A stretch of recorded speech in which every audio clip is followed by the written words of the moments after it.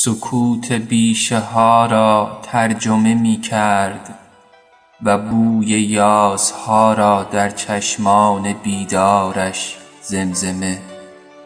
صدای چشمه بود و راز جنگل، علفها با خاطره سبزش زنده اند.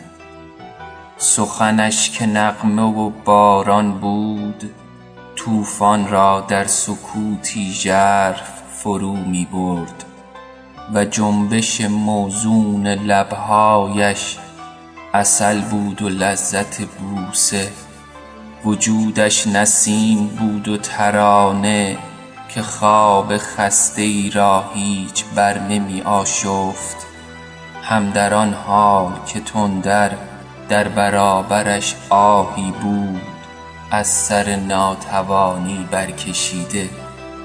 حضورش فضای اتاق را می انباشت، آینه ها در بهت غیاب تو مات مانده اند. دستهایش تراوت شمعدانی ها بود، صلابت پتک گرچه در آن دستهای خاکی خرد می شد.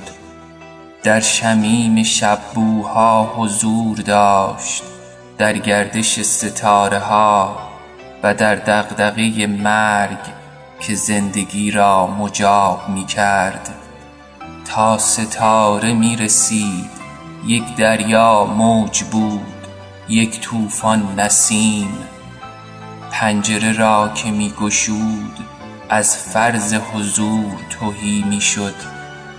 قناری ها در سکوت تو بغض کرده اند و داس منحوس بر گلوی علف آرمیده است.